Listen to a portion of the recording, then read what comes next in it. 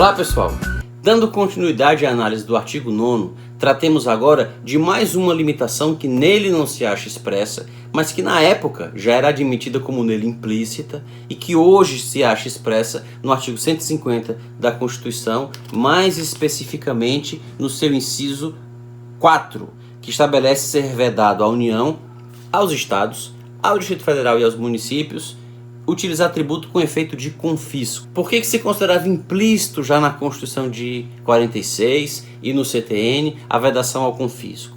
Porque a vedação ao confisco nada mais é do que um reflexo do direito de propriedade e do direito à livre iniciativa. Se existe o direito à propriedade e se existe o direito à livre iniciativa, esses dois direitos não podem ser suprimidos pela cobrança excessiva de tributos. Existem algumas figuras no senso comum que ilustram a ideia de não confisco, como a dizer, o fisco não deve matar a galinha dos ovos de ouro.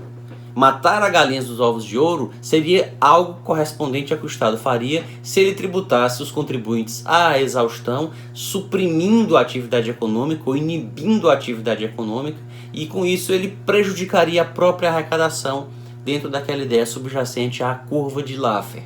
Então, por isso que se entende implícito esse princípio desde 46, ou até desde que se pode falar de Estado de Direito que consagre esses dois direitos, a propriedade e a livre iniciativa. Em relação a esse princípio, existem alguns pontos, ou essa vedação, existem alguns pontos que merecem a nossa atenção. Primeiro deles, aplica-se às multas a vedação do confisco, e existe um interminável debate doutrinário em torno disso. Particularmente, a opinião que gostaria de deixar submeter a elevadíssima apreciação dos que me assistem é a de que não, o princípio da vedação do confisco não se aplica às penalidades. E por quê?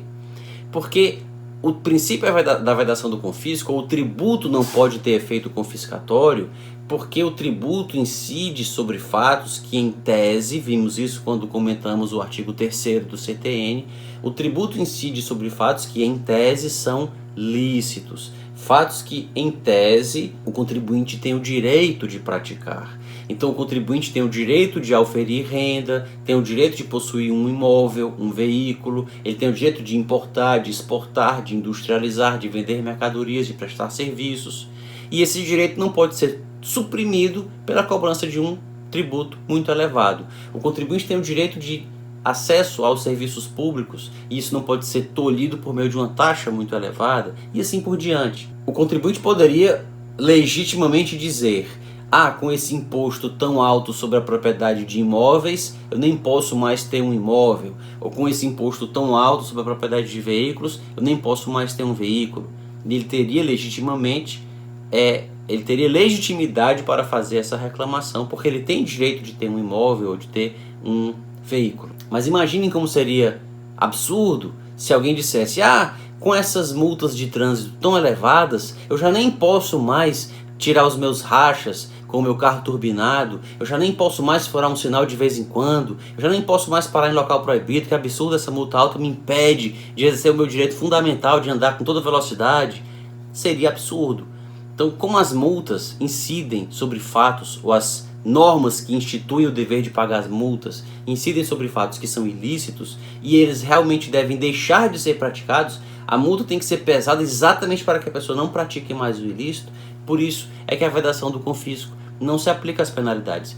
Tanto que existem penalidades de perdimento, quando alguém importa um bem oculto que quer esconder da autoridade, fraudar a documentação relativa a essa importação. Existe no regulamento aduaneiro a previsão da aplicação de uma pena de perdimento e não se considera que essa pena seja inconstitucional, ainda que leve ao perdimento das mercadorias. Veja, é mais do que um tributo muito elevado. Perdem-se as mercadorias que estavam sendo importadas. Então as penalidades podem sim ser confiscatórias. O que não quer dizer, atentem-se para esse detalhe relevantíssimo, o que não quer dizer que as penalidades possam ser fixadas arbitrariamente, que elas possam ser muito elevadas de maneira desproporcional. O que acontece é que se o tributo deve ser proporcional à capacidade contributiva do contribuinte, no caso dos impostos, ou à finalidade a que ele visa garantir, no caso de uma contribuição, e ainda assim respeitada a capacidade contributiva, porque os seus fatos geradores, os das contribuições, são equivalentes aos de muitos impostos, ainda que o tributo deva corresponder a um custo aproximado do serviço, no caso das taxas, diluído pela quantidade de contribuintes, ou que deva respeitar a valorização imobiliária e o custo da obra, no caso de uma contribuição de melhoria. No caso das penalidades, elas devem ser proporcionais à gravidade do ilícito que elas visam a punir. Por que, por exemplo, fazendo uma comparação com o direito penal, a pena pelo furto é diferente da pena pelo roubo e também é diferente da pena pelo latrocínio? O que muda em relação a todas, embora nós estejamos diante de crimes contra o patrimônio, o que muda é a gravidade da conduta considerada ilícita. Então, da mesma forma, no caso das multas de trânsito, nós temos multas leves para infrações leves, multas mais pesadas para infrações graves e assim por diante. Por isso, em matéria tributária, penalidades muito graves ou penalidades muito pesadas podem ser impostas a infrações muito graves.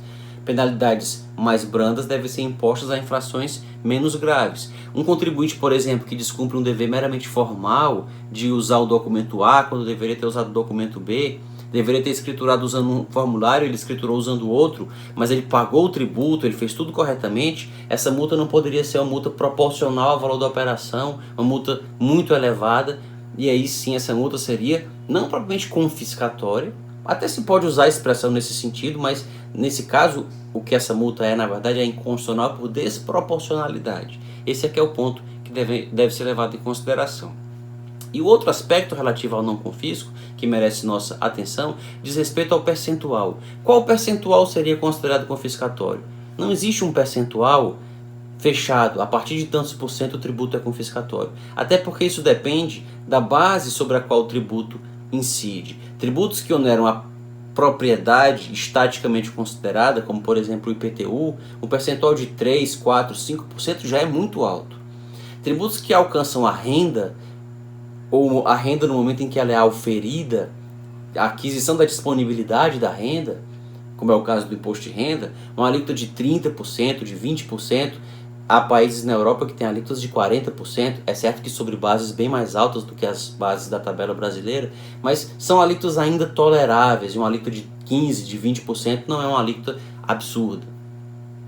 Já um tributo que alcance o consumo, ele pode ter alíquotas de 40%, de 50%, que não por isso só ele inviabilizaria a atividade sobre a qual ele incide. É o caso do cigarro, por exemplo, tem uma alíquota de IPI superior a 300%, e ainda assim não é pelo preço do cigarro que as pessoas deixam de fumar. Às vezes é muito mais por aquelas fotografias que se colocam nas carteiras ou por outras razões, mas não propriamente porque o IPI sobre ele é muito pesado.